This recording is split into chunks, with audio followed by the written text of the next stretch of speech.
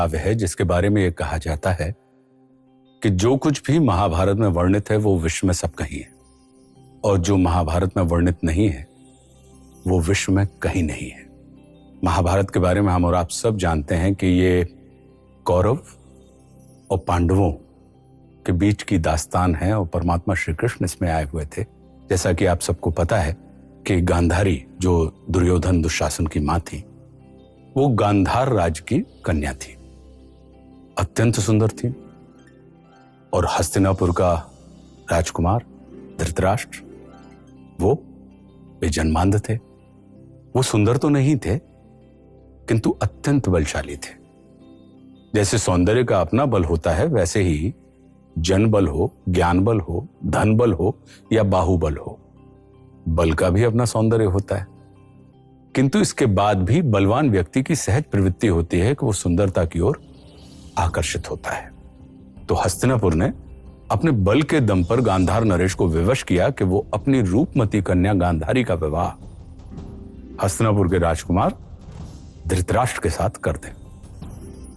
अपेक्षाकृत कम शक्तिशाली व्यक्ति को सर्वशक्तिशाली व्यक्ति की बात माननी ही पड़ती है।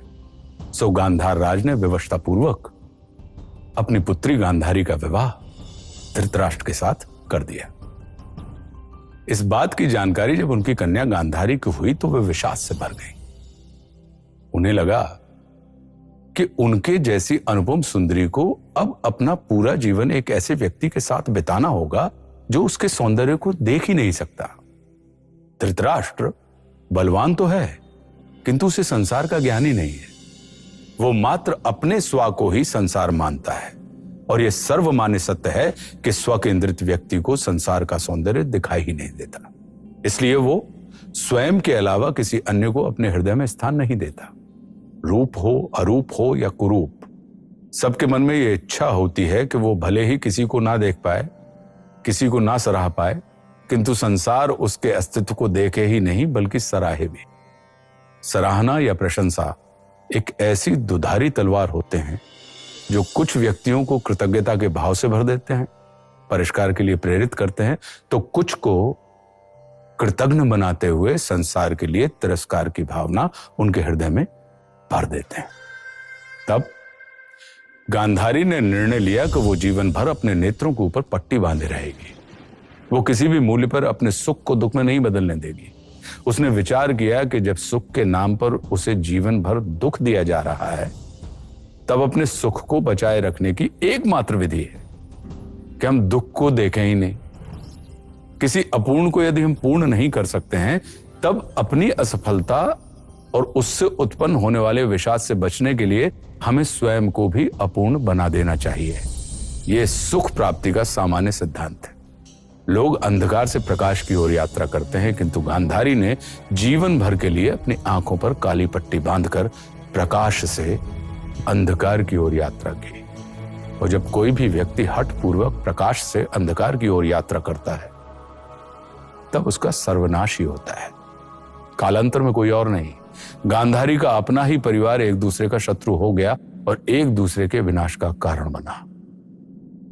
स्मरण रखने योग्य यह है कि प्रतिशोध और विषाद की भावना से भरा हुआ कोई नेत्रवान व्यक्ति जब अपनी आंखों पर जानते बूझते हुए पट्टी बांधता है या बांधे रखता है, तब स्वयं नारायण भी उस विनाश को नहीं रोक सकते। श्रद्धेय दिनकर जी ने रश्मि रथी में अद्भुत इस चित्र को वर्णित किया है कि जो जगत के दाता थे भगवान कृष्ण, उनके ऊपर आश्रित पांडव जो पूर्ण रूप से उनके प्रति समर्पित थे, उनके लिए उन्होंने सोचा और वे दूत कर्म करने के लिए तैयार हो गए।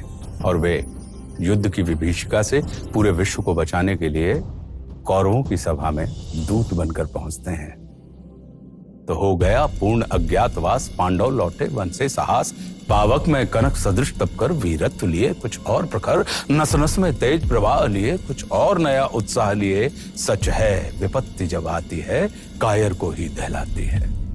शूरमा नहीं विचलित होते, क्षण एक नहीं धीरज खोते, विघ्नों को गले लगाते हैं, कांटों में राख बनाते हैं, मुख से न कभी उफ कहते हैं, संकट का चरण न कहते हैं, जो आ पड़ता सब सहते हैं, उद्योग निरत नित रहते हैं।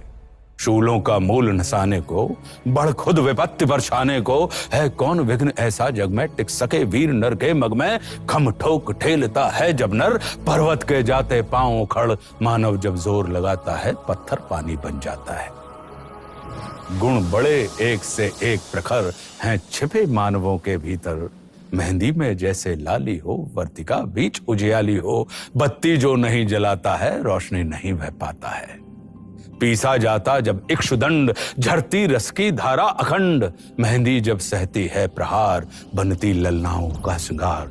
जब फूल पिरोए जाते हैं हम उनको गले लगाते हैं।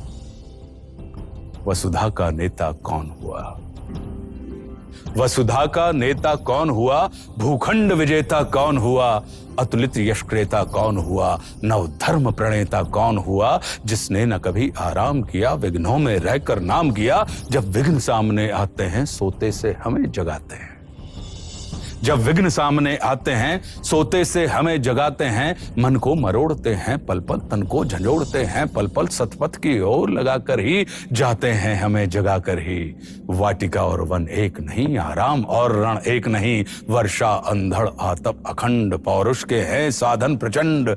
वन में प्रसून तो खिलते हैं, बागों में शाल न मिलते हैं। कंकरियां जिनकी सेज सुघर, छाया देता केवल अंबर। विपदाएं दूध पिलाती है, लोरी आंधियां सुनाती है। जो लाक्षागृह में जलते हैं वे ही शूरमान करते हैं। बढ़कर विपत्तियों पर छा जा मेरे किशोर, मेरे ताजा। जीवन का रस छन जाने दे, तन को पत्थर बन जाने दे। तू स्वयं तेज भयकारी है, क्या कर सकती चिंगारी है। वर्षों तक वन में घूम घूम, बाधा विघ्नों को चूम चूम, सह धूप घाम पानी पत्थर। पांडव आए कुछ और निखर, सौभाग्य न सब दिन सोता है। देखें आगे क्या होता है। मैत्री की राह बताने को, सबको सुमार्ग पर लाने को, दुर्योधन को समझाने को, भीषण विध्वंस बचाने को, भगवान हस्तिनापुर आए, पांडव का संदेशा लाए। दो न्याय अगर तो आधा दो, दो न्याय अगर तो आधा दो, पर इसमें भी यदि बाधा हो तो दे दो केवल 5 ग्राम। रखो धरती अपनी तमाम, हम वहीं खुशी से खाएंगे, परिजन पर असी न उठाएंगे। दुर्योधन दुर्योधन वह भी दे न सका, आशीष समाज की ले न सका। उल्टे हरि को बांधने चला, जो था असाध्य साधने चला। जब नाश मनुष्य पर छाता है, पहले विवेक मर जाता है। हरि ने भीषण हुंकार किया, अपना स्वरूप विस्तार किया। डगमग डगमग दिग्गज डोले, भगवान कुपित होकर बोले, जंजीर बढ़ाकर बांध मुझे। हाँ दुर्योधन बांध मुझे। यह देख गगन मुझ में लय है, यह देख पवन मुझ में लय है। मुझ में विलीन संसार सकल, मुझ में लय है झंकार सकल। अमृतत्व फूलता है मुझ में, संघार जूझता है मुझ में। उदयाचल मेरा दीप्तिभाल, भूमंडल वक्ष स्थल विशाल। भुज परधि बंध को घेरे है, मैनाक मेरु पग मेरे हैं। दिप्ते जो ग्रह नक्षत्र निकर, सब है मेरे मुख के अंदर। दृघों तो दृश्य अकांड देख, मुझ में सारा ब्रह्मांड देख। चर अचर जीव जग शर अक्षर, नश्वर मनुष्य सुर जाति अमर। शतकोटि सूर्य शतकोटि चंद्र, शतकोटि सरस सर सिंधु बंद्र। शतकोटि विष्णु ब्रह्मा महेश, शतकोटि जिष्णु जलपति धनेश। शतकोटि रुद्र शतकोटि काल, शतकोटि दंडधर लोकपाल। जंजीर बढ़ाकर बांधने, हाँ दुर्योधन बांधने।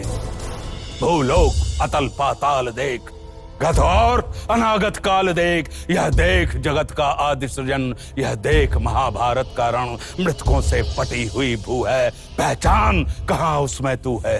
अंबर में कुंतल जाल देख, पद के नीचे पाताल देख। मुट्ठी में तीनों काल देख, मेरा स्वरूप विकराल देख। सब जन्म मुझी से पाते हैं, फिर लौट मुझी में आते हैं। जिह्वा से करती ज्वाल सघन, सांसों से पाता जन पवन। पड़ जाती मेरी दृष्टि जिधर, हंसने लगती है सृष्टि उधर। मैं जब ही मूंदता हूँ लोचन, छा जाता चारों ओर मरण। बांधने मुझे तू आया है, जंजीर बड़ी क्या लाया है। यदि मुझे बांधना चाहे मन, तो पहले बांध। अनंत गगन सूने को साध न सकता है, वो मुझे बांध कब सकता है। इत वचन नहीं तूने माना, मैत्री का मूल्य न पहचाना, तो ले मैं भी अब जाता हूं, अंतिम संकल्प सुनाता हूं। याचना नहीं अब रण होगा, जीवन जय या कि मरण होगा। टकराएंगे नक्षत्र निकर, बरसेगी भू पर वहनी प्रकर। पण शेष नाग का डोलेगा, विकराल काल मुंह खोलेगा। दुर्योधन रण ऐसा होगा, फिर कभी नहीं जैसा होगा। भाई पर भाई टूटेंगे, विषवाण बूंद से छूटेंगे। वायश्रगाल सुख लूटेंगे, सौभाग्य मनुज के फूटेंगे। आखिर तू भूषा ही होगा, हिंसा का पर्दा ही होगा। थी सभा सन सब लोग डरे, चुप थे या